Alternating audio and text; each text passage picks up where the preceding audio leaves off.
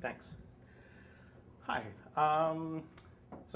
Normally, most of my life, I'm the quiet guy who sits on the side until people get to know me. And then they look over at one point or another and say, "You are really sneaky, aren't you?" Well, this is not a story about how I'm sneaky. It's about the person from whom I inherited the sneakiness, my father, who's in the back of the room there. And he doesn't even know that I know this, so this story is something he hasn't heard. When I was 18, I finished my freshman year in college, and I dropped out of college. I had a full scholarship to a good school, but I just didn't work for me. I told my parents I was dropping out. We could just say it was a serious disagreement. At the time, they were not happy. I had forfeited the scholarship. And I was coming home to work for the summer. I knew my dad he was a building inspector. He had lots of contacts, construction agents, construction places. I could get a good summer job. And he said, "No, I don't have any. I don't have any connections. I don't have any." And come on, No, I don't. You'll just have to find something. And I went to one of these temp agencies where they would send you out on jobs. And the first job they sent me out on was to be a dishwasher at Hertz Rent-A-Car's executive dining room. Well, I had done this in college a little bit. You stand there, you take the trays, you put the stuff around, and college students do obnoxious things like turn a glass of milk upside down to surprise you, and I could handle this. But when I got to the Hertz dining room, the slot that they push the trays through to you only came up this high, so that they didn't have to look you in the eye. They didn't have to see you.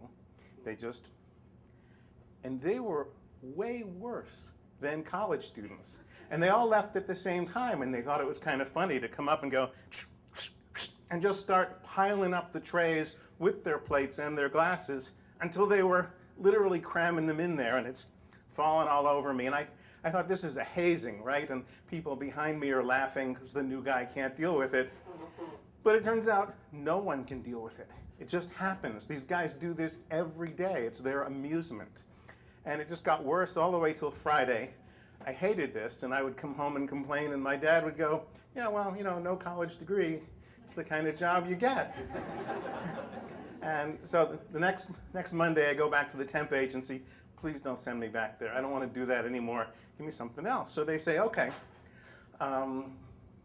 we've got this transmission repair place that wants 2 guys. It just says be sure to wear long sleeves and long pants."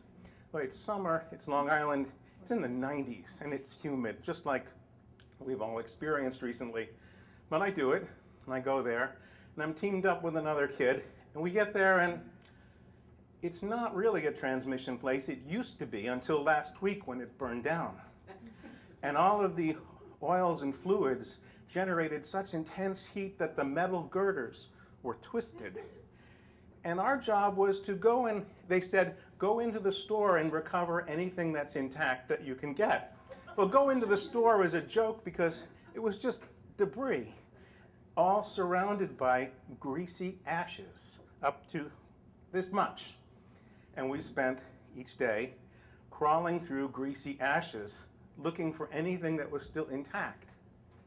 On the 3rd day, we found a cache of unburned little boxes with valves in them. And we took a few out and took them up and said, "Are these good?" They said, "Oh yeah, you get any more of those, let us know." Well, we could have emptied this cache in about 20 minutes, but we spent the next 2 days opening each box, taking the valve out, putting it in ashes so it would look like we dug for it, and we'd bring them out a handful at a time. But it was 90 degrees, unbearable, and the summer never got any better, and my dad's remark was pretty much the same. This is what, no college degree. So I went off to find myself. I spent a year hanging out with friends in St. Louis, doing this and that and nothing else, and came back home the next summer thinking, I might go to college, but my dad wasn't really convinced. And I said, "Can you get me a job?" He said, "Yeah, you can be a plumber's helper this summer. Good pay, you'll like it." I think I'm off the hook. We go and they're installing new sewer lines in a military housing development.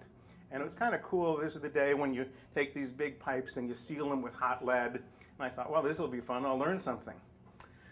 My job with this other kid is to go into the crawl space of each unit with a full-size pneumatic jackhammer. Now these things are 2 feet or 3 feet high, so you're crawling on your belly. You put it horizontal on the ground and drill a hole through the concrete footing. This is what we did all summer. Throughout, up and down these rows of houses, you just do this. And you can't brace yourself, so we took turns.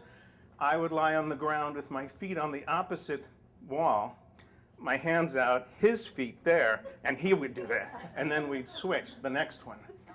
And my dad said, well, none of these people have college degrees, So, fall, I'm at SUNY Buffalo. I'm learning computers.